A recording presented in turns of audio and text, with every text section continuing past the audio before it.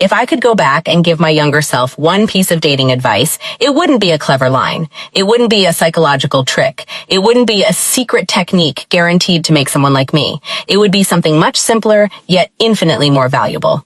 Stop trying to be chosen. Start becoming someone you're proud to be. That single idea changed everything. For years, I approached dating like a performance. Every conversation felt like an audition.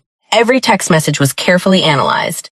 Every interaction became a test that I was terrified of failing. If someone lost interest, I immediately wondered what was wrong with me. If they took longer than usual to reply, my mind created stories that had nothing to do with reality. My confidence depended almost entirely on how someone else responded to me. Looking back, I realized I wasn't searching for a relationship. I was searching for validation. There's a tremendous difference. Validation says, tell me I'm enough. Confidence says, I know who I am, whether this relationship works out or not. Most people don't recognize how exhausting it is to live for approval until they finally stop doing it. The day I stopped chasing validation was the day I started enjoying conversations again. Instead of wondering how I could impress someone, I became curious about who they really were. Instead of trying to say the perfect thing, I focused on saying something honest. Instead of fearing rejection, I began asking a different question. Are we actually right for each other? That question changed everything. Too often we treat dating like a competition where the only goal is getting someone to like us. But healthy relationships aren't built because one person convinced the other. They're built because two people discovered they shared values, respected each other, communicated well, and genuinely enjoyed building a life together. Compatibility matters more than performance.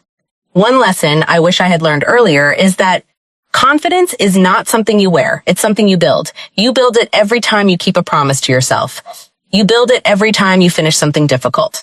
You build it every time you choose honesty over convenience. Real confidence has very little to do with appearance and everything to do with integrity. People often think confidence means never feeling nervous. That's impossible. Even the most emotionally secure people experience uncertainty. Confidence simply means uncertainty no longer controls your decisions.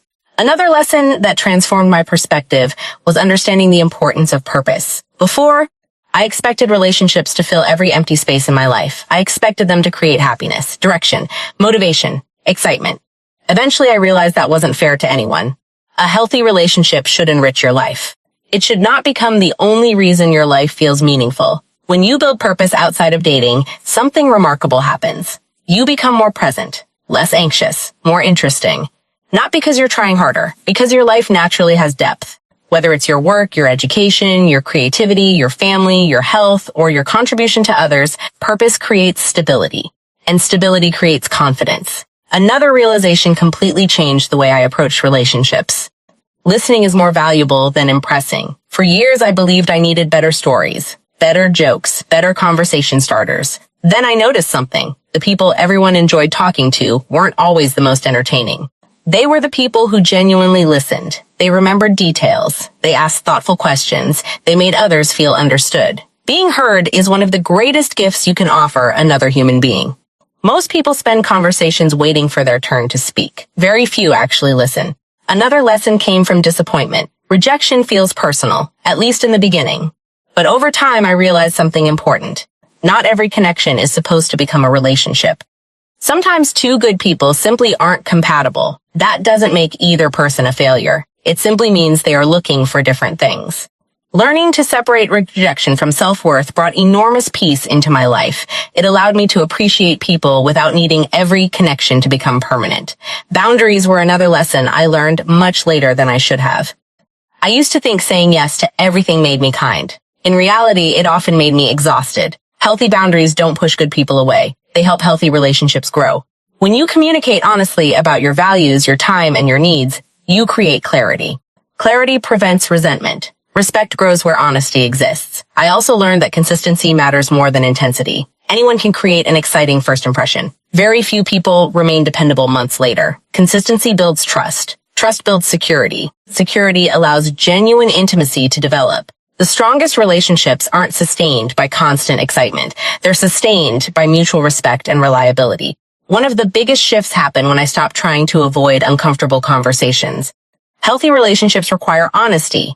They require vulnerability. They require the willingness to say, this bothered me, without attacking the other person. Communication isn't about winning arguments. It's about solving problems together. The goal is understanding. not victory. Another piece of advice that changed my life was surprisingly simple. Take care of yourself even when no one is watching. Exercise because your health matters. Read because your mind matters. Sleep because your future matters. Develop skills because your growth matters. Not because these things guarantee a relationship, because they improve your life regardless of your relationship status. Ironically, the less I built my life around dating, the healthier my dating life became. I became more relaxed, more authentic, more patient. People responded differently because I was no longer trying to become someone else. Authenticity has a quiet confidence that performance can never imitate. Perhaps the greatest lesson of all was learning that love should never require abandoning yourself. You shouldn't have to pretend to enjoy things you dislike. You shouldn't constantly silence your opinions to avoid disagreement. You shouldn't sacrifice your values to keep someone's approval. The right relationship doesn't require you to become a different person. It encourages you to become a better version of the person you already are. As time passed, I realized dating wasn't really teaching me how to find the right partner. It was teaching me how to become the right kind of person. More patient, more honest, more emotionally aware, more resilient, more grateful. Those lessons extended far beyond romance. They improved my friendships, my family relationships, my career, the way I handled failure, the way I treated myself, because every meaningful relationship begins with the relationship you have with your own character. Once that foundation becomes strong, you stop approaching dating from a place of fear and begin approaching it from a place of curiosity, respect, and confidence. You stop asking, how do I make someone choose me? And begin asking, can we build something healthy together?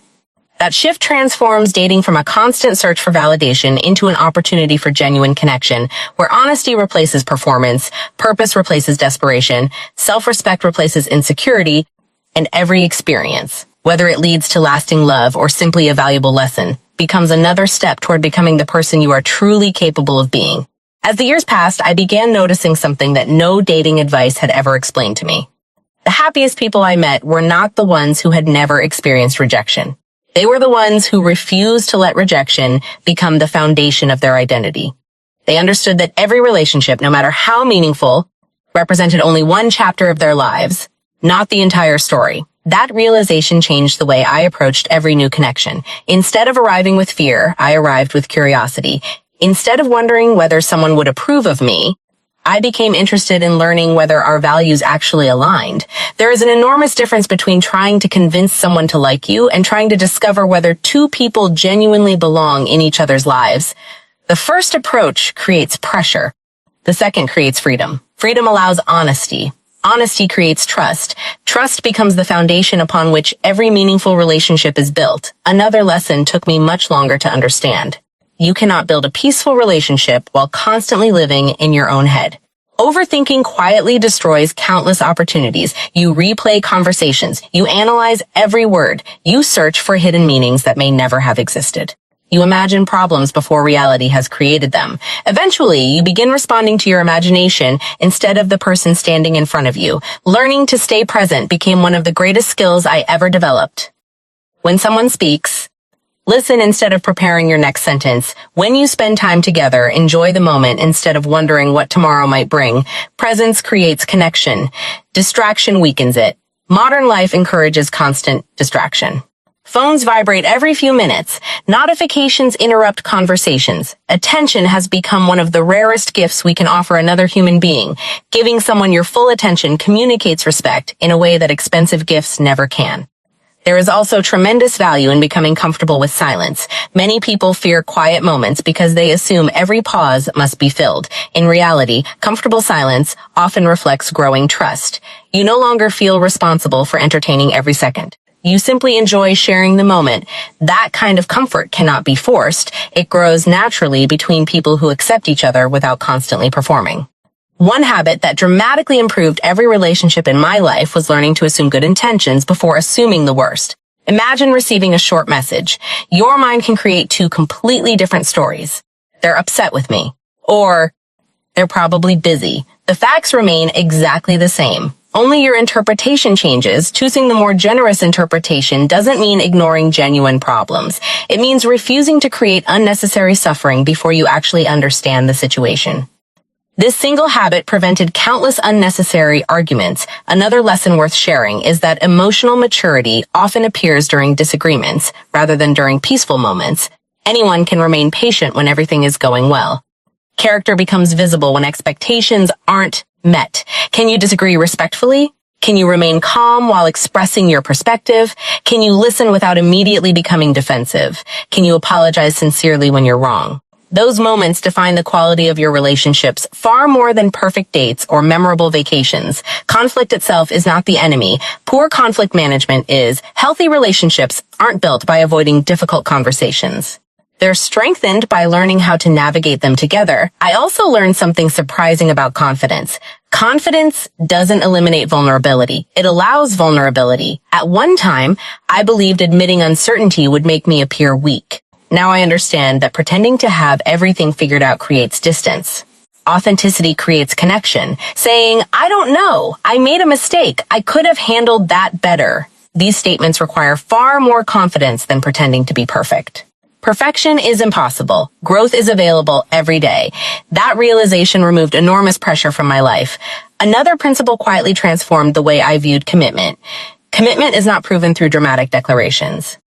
It is demonstrated through ordinary consistency. Keeping promises, arriving on time, remembering important moments, supporting someone during difficult seasons, respecting boundaries, choosing honesty when dishonesty would be easier.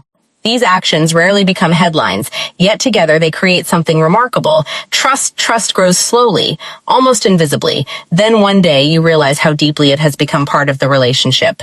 There is another mistake many people make. They confuse chemistry with compatibility. Chemistry creates excitement. Compatibility creates sustainability. You can enjoy the same music and still have completely different values. You can share incredible conversations while wanting entirely different futures.